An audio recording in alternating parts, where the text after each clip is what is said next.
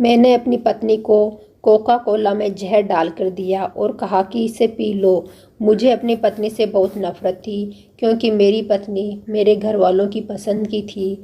मैं उससे जान छुड़ाने के लिए कोका कोला वाले गिलास में जहर डालकर घर से बाहर बाजार की तरफ निकल गया।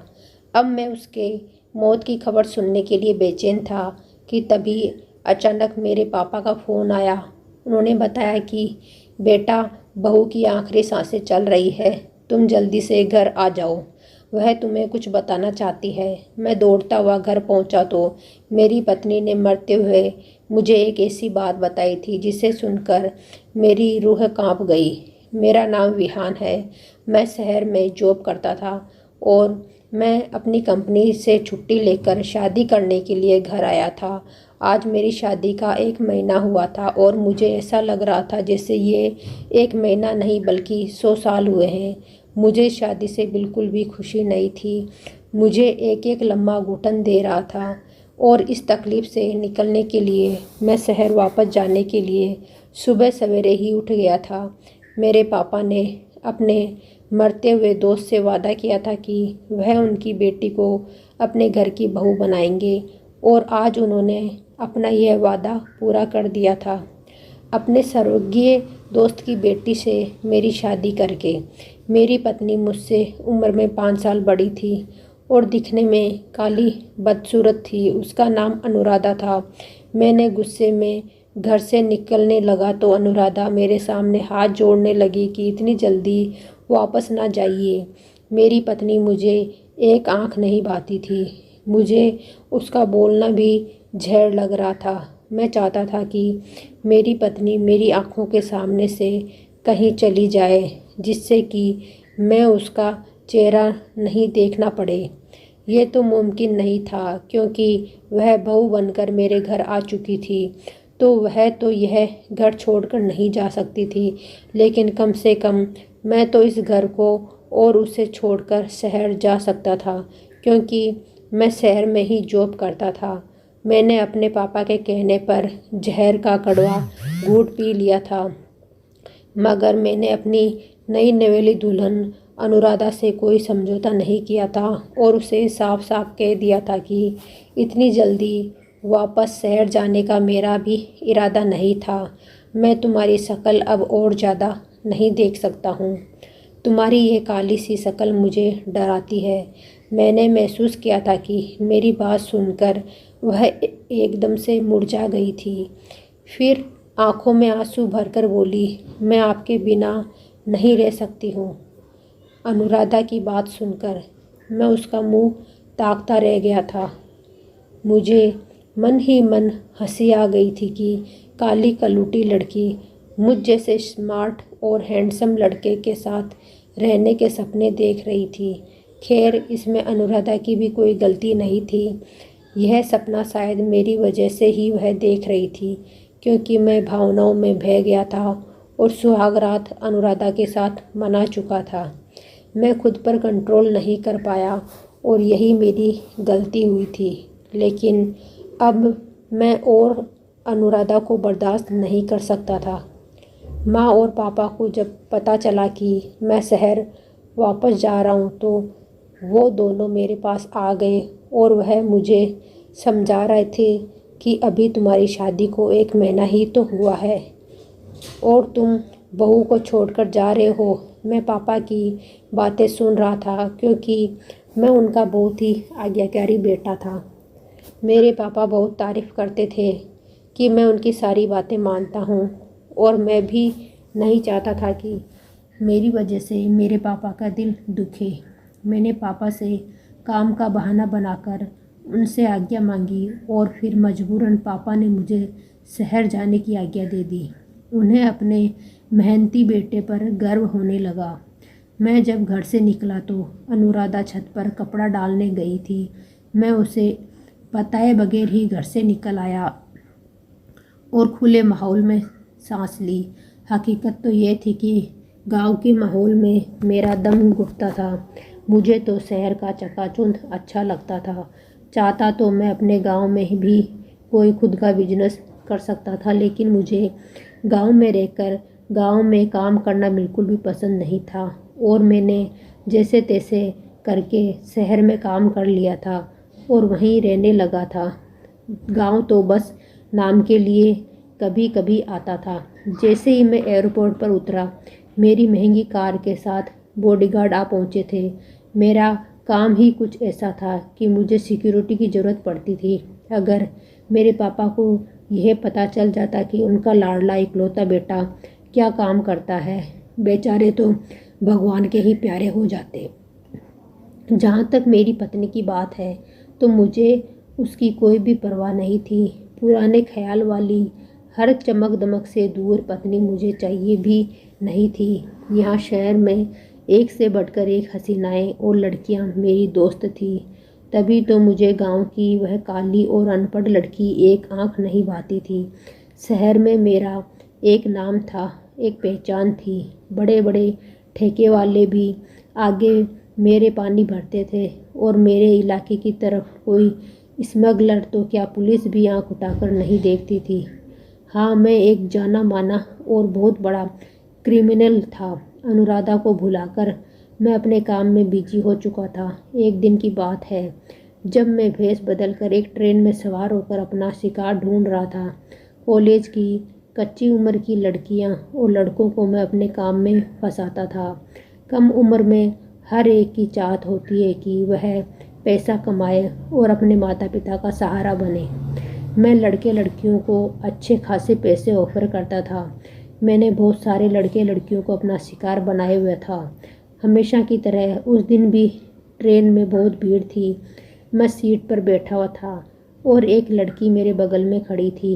वह दिखने में गरीब घर की लग रही थी।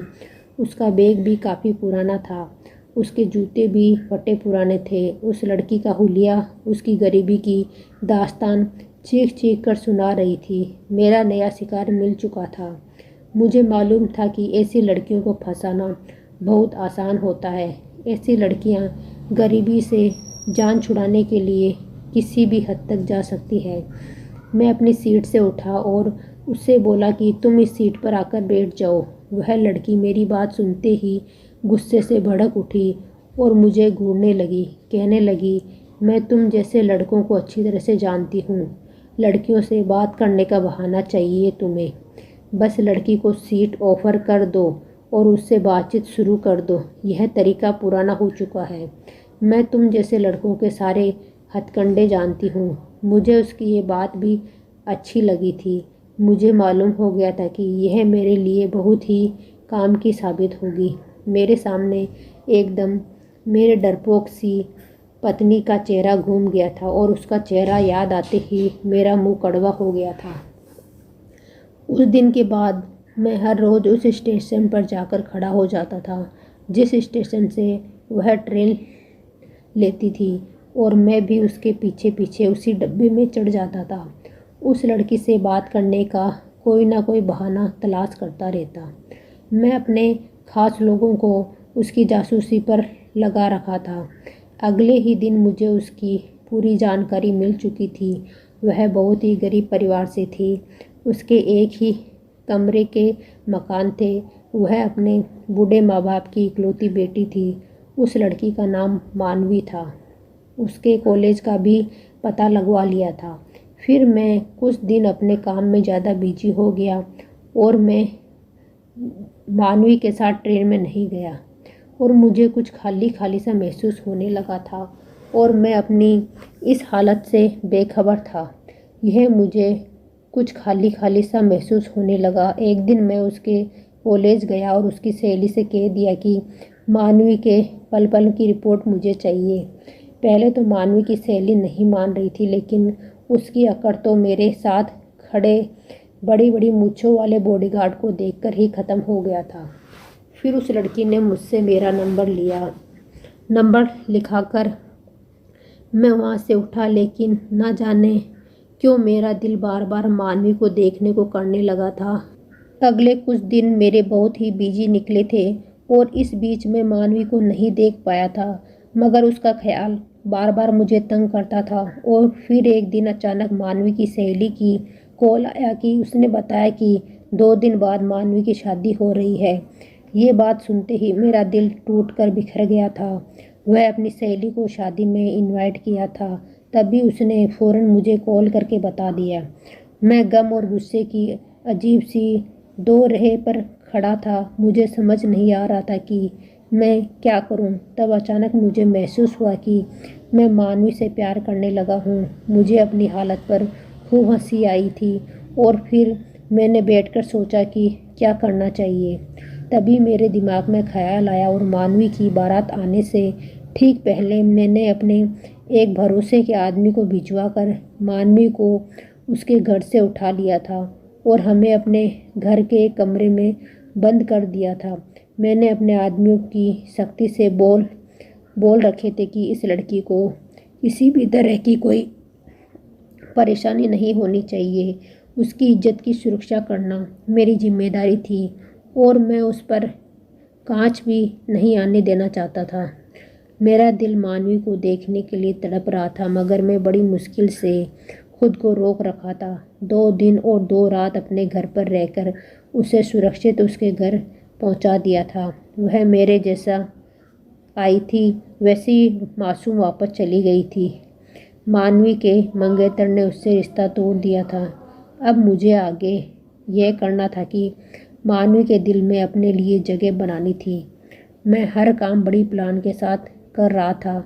यह मेरी पुरानी आदत थी और तभी तो आज तक मुझे पुलिस गिरफ्तार नहीं कर सकी थी। पुलिस को मुझ पर शक था, मगर वह मेरे खिलाफ सबूत ढूंढने में नाकाम थी। खैर, मैं मानवी की गली में जाकर खड़ा हो जाता था। मैंने बड़ी चालाकी से मानवी के पापा से दोस्ती कर ली थी। वह सीधा साधा आदमी था। उससे बातचीत करना कोई मुश्किल बात नहीं थी। जब मानवी के पापा से मेरी बातचीत होने लगी थी तो उन्होंने मुझे बताया कि मानवी का मंगेतर ही घर के सारे खर्च किया करता था। घर का चूल्हा उस लड़के की वजह से जलता था। अब तो भूखे रहने की नौबत आ गई थी। गौर ने मानवी के घर राशन डलवा दिया। मानवी के पापा ने बहुत मना किया, मगर मैंने भी कह दिया कि मुझे अपना ही बेटा समझे और इस तरह से मैं मानवी के पापा से जान पहचान करके उनके घर तक भी पहुंच चुका था। मैं मानवी के घर पर पैसा लुटा रहा था, लेकिन मानवी को पता चल चुका था कि मैंने उसका किडनैप करवाया था। इसलिए वह मुझसे नाराज़ थी और बात भी नहीं करती थी, लेकिन मैं भी पीछे हटने वाला नहीं था। मैंने मानवी के घर की पूरी जिम्मेदारी अपने कंधों पर ले ली थी। कभी उसके बूढ़े माँ बाप को डॉक्टर के पास ले जाता तो कभी उसके घर ज़रूरी सामान लाकर रख देता। मेरी इसी मेहरबानियों की वजह से मानवी मुझसे माफ़ी मांग ली। मैंने कहा कि इंसान को कभी कभी गलतफहमी हो जाती है, इसकी कोई ज़रूरत नहीं है। उस दिन के बाद मैं जब भी उसके घर जाता तो वह मेरे लिए खुद अपने हाथों से चाय बनाकर लाती। इस तरह धीरे धीरे हम दोनों में दोस्ती हो गई थी। कभी कभी हम घूमने के लिए बाहर चले जाया करते थे। कभी महंगे होटलों में भी खाना खिला देता था और साथ में मूवी भी देखते थे और उसे खूब सारा शॉपिंग भी कराता था। महंगे महंगे ड्रेस और मैचिंग ज्वेलरी और सैंडल्स भी दिलाता था और दुनिया जहाँ की चीज़ भी दिलाता था। ऐसा करने पर मुझे बिल्कुल भी अफसोस नहीं होता था, क्योंकि ये सब करने से मेरे दिल को बहुत ही सुकून मिलता था। मानवी की सुंदरता का मैं दीवाना हो चुका था। मेरे द्वारा दिए गए महंगे कपड़े और ज्वेलरी से उसकी सुंदरता और भी ज़्यादा निखर गई थी। मानवी का झुकाव भी मेरी ही तरफ था। छुपे शब्दों में मैं उसे अपनी मोहब्बत का इजहार भी कर चुका था और वह दिन मेरी ज़िंदगी का सबसे खूबसूरत दिन था, जब मैंने मानवी के पापा से उसका रिश्ता मांगा था और मानवी के पापा को भी इस रिश्ते से कोई इनकार नहीं था, बल्कि वह तो खुशी से पागल हो गए थे।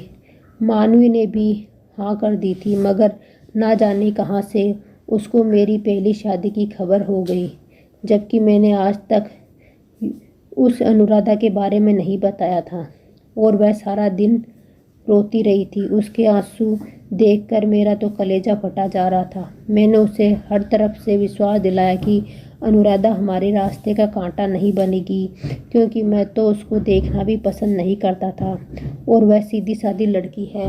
वह गांव में ही रहेगी और हम शहर में रहेंगे। मगर मानवी किसी भी तरह नहीं मानी और फिर मानवी ने शर्त रखी कि जब तक मैं अनुराधा को तलाक नहीं दूंगा तो वो मुझसे शादी नहीं करेगी। मैंने उसे बताया कि मैं अनुराधा को नहीं छोड़ सकता, क्योंकि अगर मैं उसको छोड़ दिया तो मेरे मम्मी पापा मर जाएंगे। तो मानवी ने कहा कि फिर तुम ऐसा करो कि खुद अनुराधा छोड़कर भाग जाए। मुझे उसकी बात पसंद आई। मजबूरन मुझे शहर से सब छोड़ छाड़ कर दोबारा गांव जाना पड़ा। मम्मी पापा और अनुराधा मेरे गांव आने पर बहुत खुश थे, लेकिन मेरा रवैया अनुराधा के साथ बहुत ही कठोर था। बात बात पर भी मैं उसको जलील करता, उसे ताने देता, मगर वह मेरी किसी भी बात का लौट कर जवाब नहीं देती थी, बस खामोशी से आंसू बहाती रहती थी। उसकी काली कलूटी शक्ल मुझे और ज़्यादा गुस्सा दिलाती थी। मैं उसको उसकी काली रंगत के ताने जरूर देता था। उसे कहता कि तुम्हारी काली रंगत ने मेरी किस्मत को भी काला कर दिया है। मैं उसको पकड़कर शीशे के सामने खड़ा कर देता था और उससे पूछता, बताओ तुम्हारा और मेरा कहाँ पर जोर मिलता है? तुम काली अंधेरी रात हो और मैं उजला सवेरा। अनुराधा की आंखों में आंसू भर जाते थे और वह मुझे देखने लगती थी। उसके आंसुओं से पल भर के लिए जो मुझ पर कुछ असर होता था, मगर मैं अपने दिल का क्या करता। मैं तो मानवी के इश्क में पागल हो चुका था। मैंने अनुराधा के साथ बहुत ही बुरा बर्ताव शुरू कर चुका था और अब तो नौबत मारपीट पर आ गई थी। मैंने अनुराधा पर हाथ उठाना भी शुरू कर दिया था। मेरी इतनी बेदर्दी के बाद भी वह एक शब्द भी नहीं कहा करती थी। मुझे रद्द की ठिठाई पर बहुत ज़्यादा गुस्सा आता था। वह बहुत ही सख्त ज्ञान पड़ती थी। मैं जितना उससे दूर भागता वह उतना ही मुझ पर मरती थी। मेरी ज़िंदगी में अगर मानवी ना होती तो शायद अब तक मैं अनुराधा की अच्छाइयों का दीवाना बन चुका होता, मगर अब मैं उससे जान छुड़वाना चाहता था तो उसकी यह हरकतें मुझे और भी ज़्यादा गुस्सा दिलाती थी। मैं जल्द से जल्द मानवी के पास जाना चाहता था। उसकी खूबसूरत प्यारी सी सूरत मुझे याद आती थी। गांव आए हुए मुझे 2 महीना हो चुका था और इससे मेरे कारोबार पर बहुत बुरा असर पड़ा था। मैं मानवी के साथ मोबाइल पर बराबर कांटेक्ट में रहता था। मैं उसे समझाता था कि वह थोड़ा सब्र कर ले और सारे हालात बताता रहता था। यह भी बताता था कि अनुराधा किसी भी तरह मुझसे रिश्ता ख़त्म नहीं करेगी। वह मेरी मार पिटाई सब सहती रहती है। और फिर मानवी ने मुझे एक ऐसा आइडिया दिया जिसे सुनकर मेरा दिल दहल गया। मानवी ने मुझे कहा कि तुम अपनी पत्नी को जहर दे दो। एक पल के लिए मेरा दिल डूब गया था, मगर इसके सिवा मेरे पास कोई दूसरा चारा भी नहीं था। मैंने कहा, ठीक है, ये खुशखबरी मैं तुम्हें जल्दी ही सुनाऊंगा। और यह कहकर मैंने फ़ोन रख दिया। सुबह हो चुकी थी। रात को जब मैं सो रहा था और अचानक से मेरी नींद खुली तो अनुराधा बेड पर नहीं थी। मैंने उठकर अनुराधा को घर में ढूंढा, मगर वह कहीं नजर नहीं आई। फिर मैं छत पर गया तो वह उधर ही बैठी हुई थी। उसके गालों पर आंसू बह रहे थे। उस समय मैंने उससे बड़े ही प्यार से बातें की थी और पूछा, क्या हुआ अनुराधा? मेरे पूछने पर वह बस हल्का सा मुस्कुरा दी थी, मगर अपने होठों पर कोई शिकवा नहीं लाई। मैंने कहा, अनुराधा, मैं बहुत बुरा हूँ ना। मेरे शब्दों में बनावटी मोहब्बत भरी हुई थी और मेरी इस मोहब्बत पर वह तड़प कर रह गई थी और कहने लगी, बुरी तो मैं हूँ। पहले आपकी ज़िंदगी को नरक बना दिया। जब आपकी तरफ देखती हूँ तो मेरा दिल बहुत दुखता है। आप जैसे हैंडसम और स्मार्ट लड़के को मुझ जैसी बदसूरत पत्नी मिली। आप कहाँ बुरे हैं? बुरी तो मैं हूँ। उसकी बातें मुझे एहसास दिला रहे थे कि मैं कितना गिरा हुआ इंसान हूँ। मगर वह कहते हैं ना कि जिसकी सूरत काली होती है उसका दिल बहुत साफ होता है। अनुराधा दिल की बहुत साफ लड़की थी। मैंने अनुराधा के आंसू पोंछते हुए कहा, अच्छा ये सब छोड़ो, आज गर्मी बहुत है, कोल्ड ड्रिंक में क्या पीना पसंद करोगी? उसने कोका कोला का नाम लिया तो मैं मुस्कुरा दिया और कहा, लो, कल सुबह ला दूंगा। एक पल को मेरा दिल तो चाहा कि समय यही ठहर जाए और मुझे उस मासूम लड़की की जान ना लेनी पड़े। मगर फिर मेरी नज़रों के सामने मानवी का चेहरा आ गया। मैं मानवी के बिना नहीं रह सकता था और मानवी को पाने के लिए मुझे ये कड़वा घूंट पीना ही पड़ेगा। मैं कुछ दिन अनुराधा के पास बैठने के बाद अनुराधा से कहा, चलो नीचे, नींद आ रही है। फिर हम दोनों नीचे अपने कमरे में आकर सो गए। अगली सुबह मैं बाहर गया और वहाँ से मैं अनुराधा के लिए कोका कोला लिया और घर वापस आने लगा। रास्ते में मैंने उस कोका कोला में जहर मिला दिया। ऐसा करते समय मेरे हाथ काँप रहे थे। मैं पसीने से भीग चुका था। मगर उस दिन शैतान ने मेरी एक न चलने दी। वह मुझ पर पूरी तरह हावी हो चुका था। मैं घर की तरफ चल दिया। घर पहुंचकर मैंने झूठी मोहब्बत जताकर वह कोका कोला अनुराधा के सामने रखा और कहा कि इसे पी लो। उसने मेरे सामने ही कोका कोला पी लिया। जब मुझे विश्वास हो गया कि इतना जहरीला कोका कोला से मर जाएगी तो मैं भी उठ गया। मेरा सामान तो पहले से ही पैक था।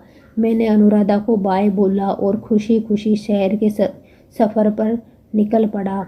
मैं बहुत रिलैक्स था कि मेरी खुशियों के बीच जो सबसे बड़ा कांटा था वह अब निकल जाएगा। मगर न जाने क्यों मैं जैसे जैसे शहर की तरफ बढ़ रहा था मेरा दिल बैठा जा रहा था। मैं मानवी को कॉल करके अपने आने के बारे में नहीं बता दिया था क्योंकि मैं उसके घर पहुंचकर मैंने उसे सरप्राइज़ देने का सोचा था। दरवाजे की चाबी मेरे पास मौजूद थी क्योंकि वह फ्लैट में ही अनुराधा को खरीद कर दिया था। मैं उस फ्लैट पर पहुंचकर चुपके से दरवाज़ा खोला और उस घर में दाखिल हो गया। लेकिन यह क्या, मुझे अजीब सा एहसास हुआ। वहाँ बहुत खामोशी थी। तभी मैंने मानवी को देखा। एक कमरे से निकली थी, बहुत ही सुंदर लग रही थी और मानवी के हाथ में मिठाई की ट्रे थी। वह मुझे देखकर मुझसे कहने लगी, आज हमारे रास्ते का कांटा निकल चुका है। आज तो बहुत ही खुशी का दिन है, यह मिठाई खाओ। लेकिन मैं उसकी खुशी देखकर बौखला गया था। जब से मैंने उसे फ़ोन किया था कि कोका कोला में जहर दे दिया है, तभी से तैयारियों में लगी थी और खुशियाँ बना रही थी। उसने कहा, मेरी तरफ मुंह तो मीठा करो। मुझे मिठाई देखकर अजीब सा महसूस हो रहा था, मगर मानवी के बार बार कहने पर मैंने एक टुकड़ा उठाकर खा लिया। वह मुस्कुराती हुई कमरे में चली गई। जब उसे काफ़ी देर हो गई और ना लौटी तो मैं उस कमरे की तरफ चला गया और मैंने दरवाजे के अंदर झांक कर देखा तो मेरे कदमों तले से ज़मीन ही निकल गई। कमरे के अंदर से किसी लड़के के बोलने की आवाज़ आ रही थी। मानवी उस लड़के के पास बैठी हुई कह रही थी, महेश जी आप चिंता ना करें, मैंने विहान का पक्का इंतजाम कर दिया है। मिठाई में जहर डालकर उसको खिला दिया और आज अपना बदला भी मैंने उससे ले लिया है। वह क्या समझता था कि मुझे खबर नहीं होगी कि मेरा मुजरिम कौन था। मुझे किसने मेरी शादी की रात में अगवा किया था। मेरा मुजरिम विहान ही तो है। वह तो भगवान की कृपा है जो महेश जी आपने मेरे पर विश्वास किया। मोहब्बत तो मैं सिर्फ आपसे ही करती हूँ और हमेशा ही करती रहूँगी।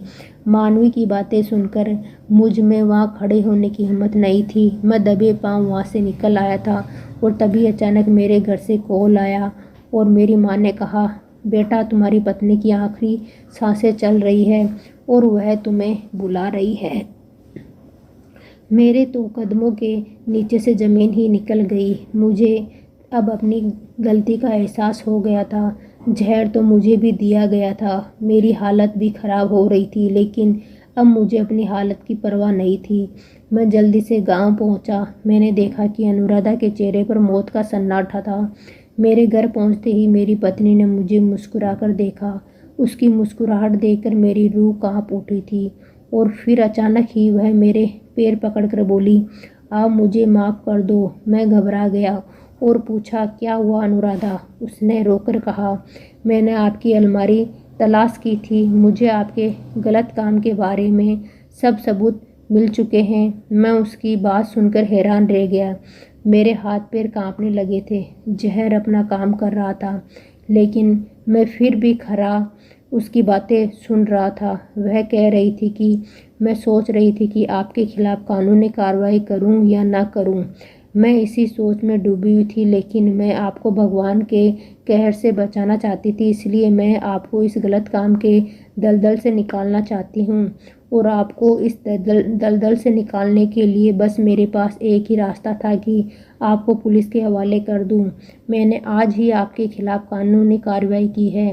पुलिस किसी भी वक्त यहाँ पहुँच सकती है और आपको गिरफ्तार कर सकती है। अनुराधा की कोई भी बात मुझे बुरी नहीं लग रही थी। इतना कहते ही अनुराधा एकदम ज़मीन पर गिर पड़ी थी। मैं फटी फटी आंखों से उसे देख रहा था। जल्दी से उसे लेकर डॉक्टर के पास गया। अनुराधा की हालत बहुत ज़्यादा ख़राब थी। उसके लिए डॉक्टर ने 48 घंटे खतरनाक बताए थे। मैं रो रो कर भगवान के सामने अनुराधा की ज़िंदगी की भीख मांग रहा था और फिर मैं भी बेहोश होकर गिर पड़ा था। जब मुझे होश आया तो अपने पास डॉक्टर को खड़ा देखा और सब ने पहले अनुराधा के बारे में पूछा था। भगवान की कृपा हुई थी और अनुराधा बच गई थी। जब मेरी तबीयत कुछ संभली तो मुझे पुलिस गिरफ्तार करके ले गई। मैंने अपना जुर्म स्वीकार कर लिया था। जेल में मैं दिन रात भगवान से रो रो अपने पापों की माफ़ी मांगी थी। मुझे 15 साल की सज़ा हुई थी। 15 साल के बाद मुझे जेल से रिहाई मिली और जब अपने जुर्म की सज़ा भुगत कर मैं वापस अपने घर जा रहा था तो मैं सोच रहा था कि पता नहीं अनुराधा मुझे माफ़ करेगी भी या नहीं। मैंने अपनी रिहाई की खबर किसी को भी नहीं दी थी। चुपचाप घर पहुंच गया था और बाहर दरवाजे पर ही रुक गया। घर के अंदर से अनुराधा की बहुत ही प्यारी सी आवाज़ आ रही थी। वह कह रही थी मेरी माँ से, माँ जी आपके बेटे बहुत ही बहादुर है, कभी भी अपने बेटे को किसी से कम मत समझिए। जब वो आएंगे तो देखिएगा कितने नेक इंसान बनकर आएंगे। वो अपने रास्ते से भटक गए थे, लेकिन अब हमारा आने वाला कल अच्छा होगा। मुझसे अब और ज़्यादा बर्दाश्त नहीं हुआ और मैं भागता हुआ घर में दाखिल हो गया और अनुराधा साल के जुड़वा बेटे अपने माँ के पास बैठे हुए थे। मैं माँ के कदमों में बैठ गया और उससे रोकर अपने पापों की माफ़ी मांगी। अनुराधा ने मुझे उठाकर अपने गले से लगा लिया और माफ़ कर दिया। तो मैं अपने माँ बाप से लिपट गया था और पापा से कहने लगा कि आज मैं एक अच्छा इंसान बना हूँ, वो सिर्फ़ और सिर्फ आपकी वजह से, क्योंकि आपने मेरी किए इतनी अच्छी हमसफ़र ढूंढी थी। अब मुझे अनुराधा की सांवली रंगत चांदनी जैसी मालूम हो रही थी। लोग कहते हैं इंसान कभी निराश नहीं होता, बल्कि बड़ों के आशीर्वाद से जीवन में खुशियों के रंग भर जाते हैं। मेरी शादी के 10 साल हो गए हैं और मेरी 2 जुड़वा बेटियां हैं। मैं अनुराधा के साथ खुशीपूर्वक जीवन बिता रहा हूँ। अगर आपको कहानी अच्छी लगी हो तो प्लीज़ वीडियो को लाइक करें और चैनल को सब्सक्राइब करें। आपका बहुत बहुत धन्यवाद।